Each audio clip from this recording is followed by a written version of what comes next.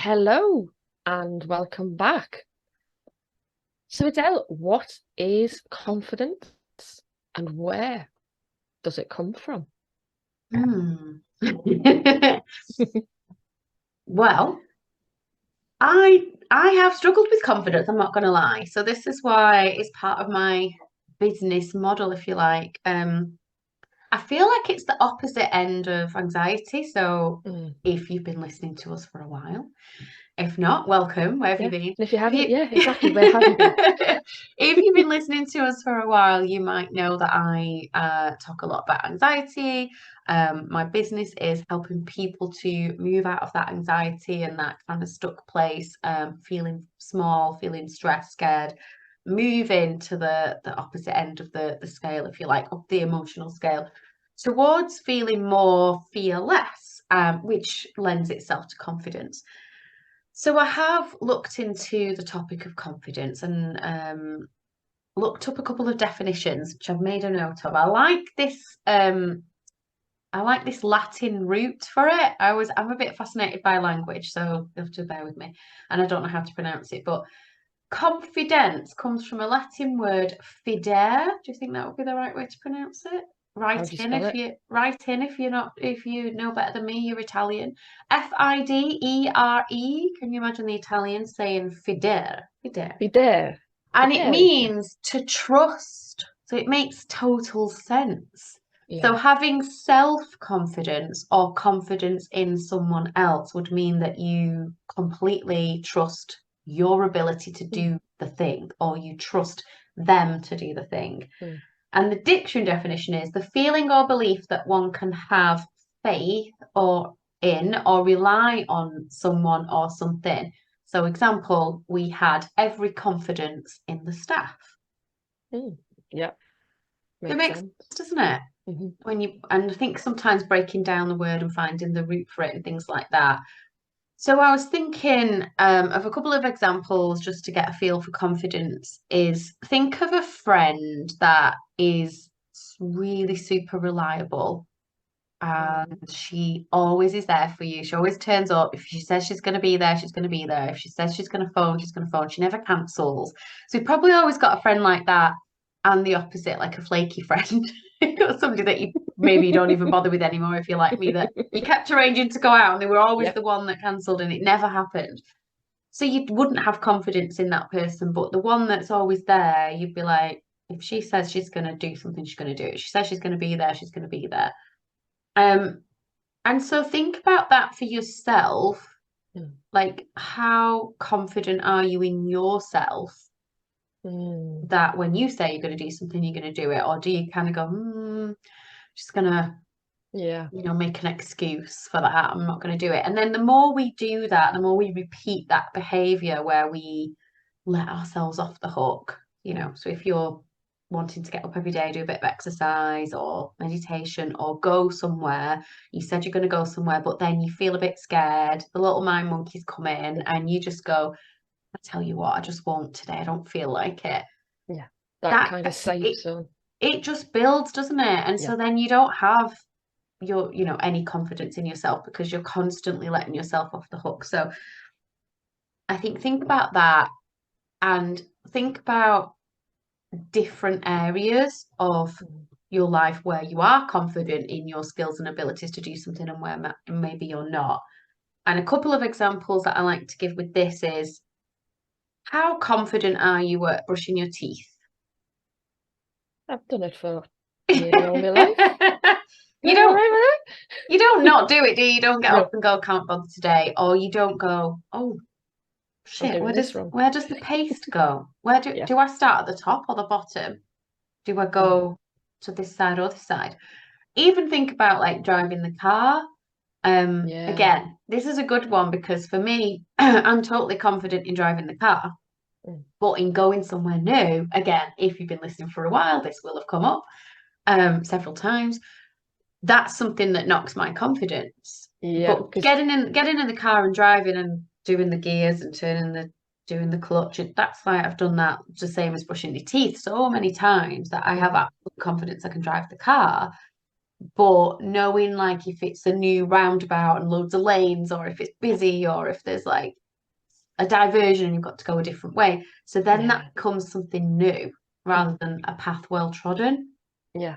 I think that's you probably hit the nail on the head there because when I've recently got more and more kind of speaking gigs, and when I Mm, first started them, it was like, oh God, I can hardly speak. But now the more I get used to it, the more I understand, okay, yeah, I am going to feel that nervousness. I am going to feel a little bit out my depth, but that's a normal feeling to have when I'm doing something that maybe I'm not as proficient as I could be, or I am building on that, but it's still a natural feeling to have that excitement and that nervousness, mm. and you can use that in a way to your advantage. Yeah, and the difference is, do you let that fear, like I said, it's the opposite side of the coin, isn't it? Yeah. Do you Mhm. let that fear, which a lot of people who listening to this who are interested in the topic of confidence might Mhm. well do you let it take you out of the game and not do the speaking gig? Or do you, if you're watching on video, I'm just holding up one of my favorite books, feel the fear and do it anyway? So I'm Yeah. rereading at the moment, um, and highlighting a lot because Mm. this was kind of like a revelation for me, this book, and it is for a lot of people. It's a really old book, um, but really good because with a lot of clients and people that come to me to help them to find that confidence, the opposite to Mm. fear and anxiety, there's a feeling sometimes, or a myth, if you like, that we can just get rid of it. Yeah. And that, we don't ever have to feel it again. And it's not true because there's always going to be something new unless you just stay in your comfort zone and Yeah. you don't ever venture out of it. Now, that's okay if that's what you want to do. You do you, like, that's fine. But you're not going to grow and Mm. develop. And what you're here to do on this earth, I believe, is to grow. Yeah. And so, yeah, if you just stay, you get up, you make a cup of tea, you brush your teeth, you do your breakfast, all those things you can do standing on your head. We are just talking about Mm. standing on our head, weren't we? Before this podcast, all things you can do like in your sleep. So you're never going to need to be scared. You're going to be quite happy. Maybe you don't like going out, meeting new people. Well, don't just stay in your house, like it. But I do know people that are actually happy doing that. And they're like, do you know what? I am happy. I do my little things that I know I can do. I don't like to push myself. Mm. And it just strikes fear into my heart to think to live like that because Yeah. that's not how I want to live.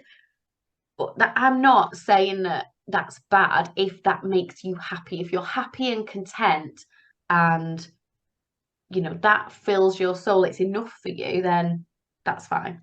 Yeah. You can do that and you can not experience fear. If you want to ever do anything that just steps slightly outside of that comfort zone, so like say you're in your house and you're happy in your house doing, maybe you've done talks on Zoom. If you're like me, doing talks on Zoom became second nature because we did it all the time, and you can Mhm. kind of have notes and things in the background people can't see, post-its behind your screen and everything. But then suddenly you're invited to speak in person. That's whoa, that's a whole new ballgame. Yeah. I gave a talk at the Yeah. college the other day and I was like, funny how I feel so much more afraid doing this Because you're than relying on what's in there and most you of the feel a time bit rather than more like self-conscious exposed. looking Yeah. at your notes and things. Mhm. But there are things you can do. Just say, I've Yeah. got my notes with me, don't mind me if I look at them. But it's just that, oh, this is different because this is outside of my comfort zone.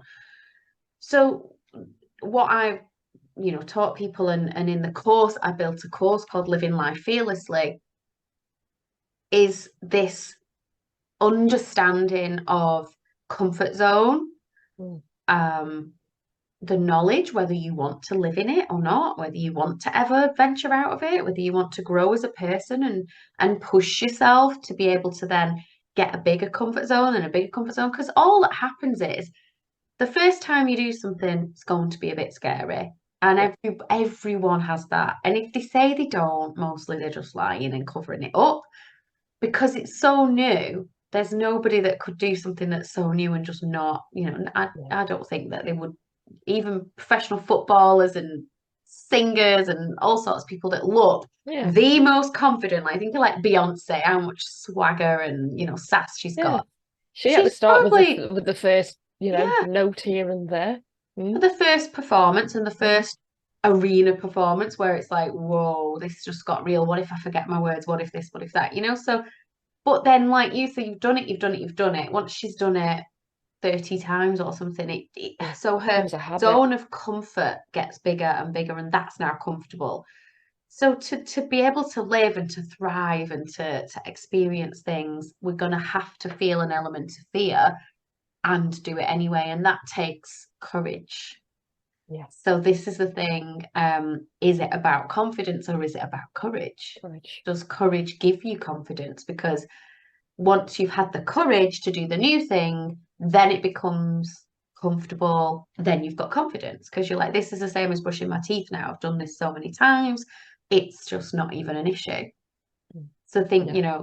looking at your superhero poster behind you there for those that are watching on YouTube, it's finding that, and that's the image that I gave to people in my course. It's that cape, it's that superhero, and it's. I don't like the term "fake it till you make it" 'cause sometimes it can just seem a bit fake, can't it? But Yeah. it's an Yeah. element of that where you can, do the thing without the confidence to get the confidence, but it kind of doesn't come the opposite way around. It's like chicken and egg like that. You have to be brave and have courage to step out of your comfort zone, do Mm. that thing that is making you afraid, then it builds your confidence and it expands Yeah. your comfort zone. Kind of feel the pain, get through it, because it's going to be worth it. The feeling that you get when you've done the thing Mm, that's terrified you to start off with. yeah, and there's so much more there's so much more we could say on this. I'm trying to keep it more succinct, but how do you do the thing? That might be one of the next things that, people say. So yeah, you could just say, feel the fear and do it anyway. Um, there's lots of phrases and sayings, like I can't remember the one that where you do the thing with your knees shaking, you still Yeah. show up with your Yeah. knees wobbling or whatever. And we've all been there. There are lots of things you can do in that process to help. So Mm. things like your breathing, to Yeah. calm the nervous system. That's I Because always do about 2 or 3 can't, minutes of breathing before I start it, and it's just like, yeah, you're nervous, just bring it down. You'll be yeah, you fine. can't think straight if you're really, really scared. And so that's not helpful if you're in a situation where you need to drive or give a presentation or anything like that. So if you're doing something where you need to be a bit compos mentis, Yeah. you need to have tools to be able to like regulate that, Mm. because otherwise prefrontal cortex shuts down, you're in Yep. fight or flight, and you go, blah, blah, blah, can't remember my own name. And we've all been there, right? I think having a glass of water really helps as well, Yes, because oh my God, that dry dry mouth. mouth. Blech. Your tongue suddenly feels like it's 5 times as big as it. Like, how is this my Yeah. And it tongue? also gives you a couple of seconds when you're having a swig Mm. of water. What the hell's that? And I think that that's another good point.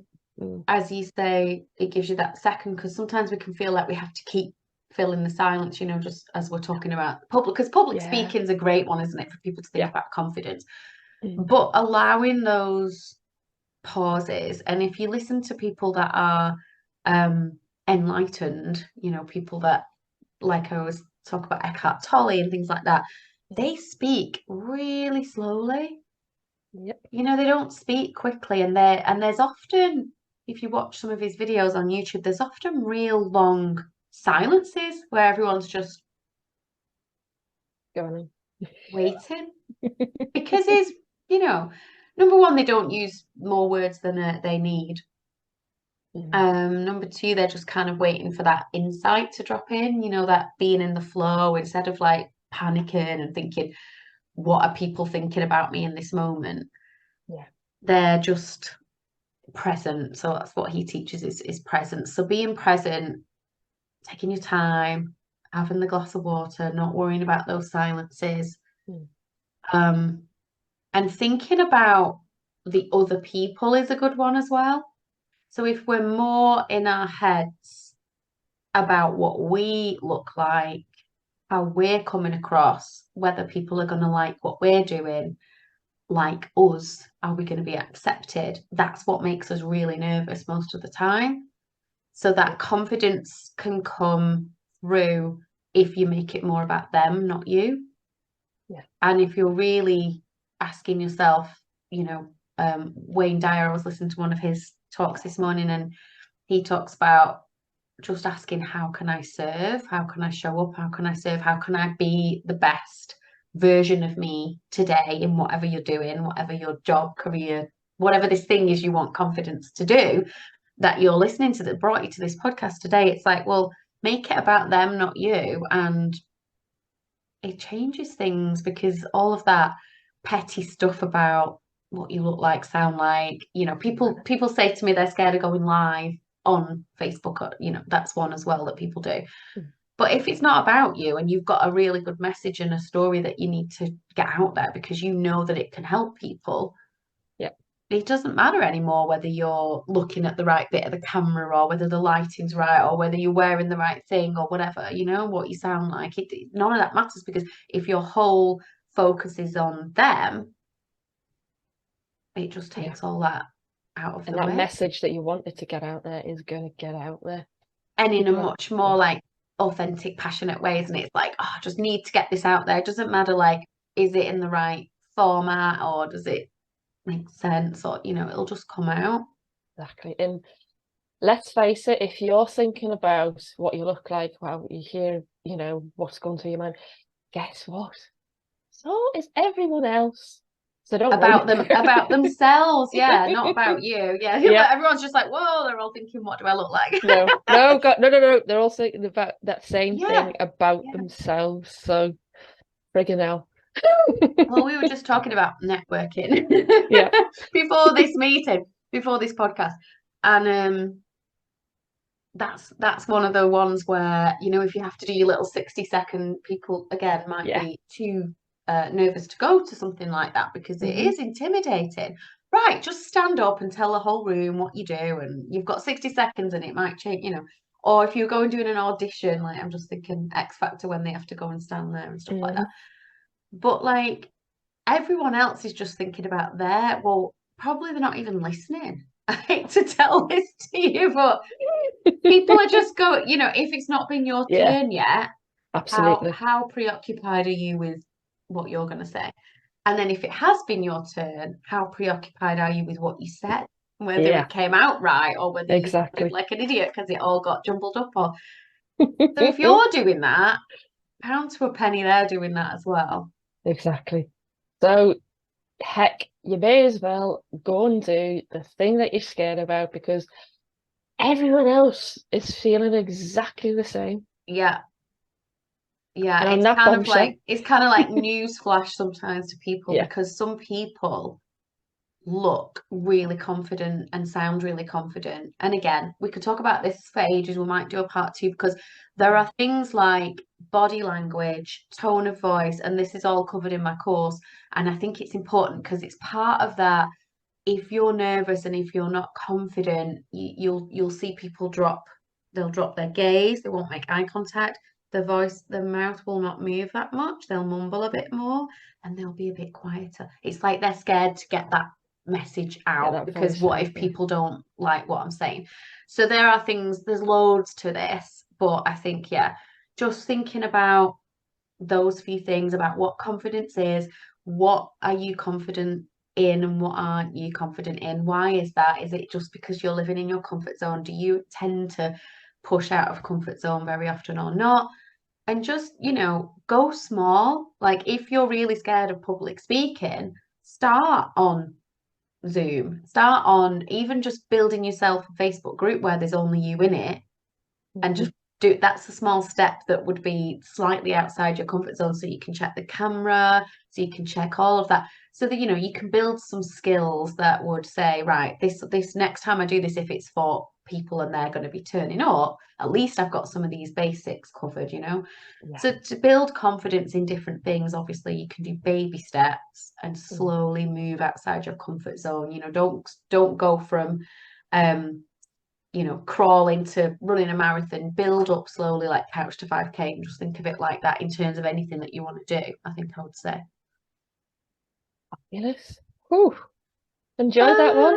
Lovely. Be confident, be courageous, should we say. Yeah, And do let us know if you have enjoyed this episode. absolutely. And as you say, I'm sure this one will lead on to part two Mm, very, very shortly. So watch this space. And don't forget to give us a like or let us know what you want us to cover in further podcasts. And let us know if you're liking us actually showing ourselves on these podcasts, saying yeah. hello. And if you are listening and you want to check out the visuals, then yeah, go and find the YouTube video, because we thought we always Absolutely. record them anyway, and then we don't share the videos. So yeah, Exactly. So it's about time we got out of our comfort zone and got our yes, faces out there. exactly. And it doesn't matter. My hair's not really very good today, but it's fine. It's all good. Your hair looks beautiful, Margaret. Oh, thank Very you. I've brushed it today. I've brushed perfectly coiffed. Mine needs washing. it. Thanks, everyone. Thank you. Bye. Bye.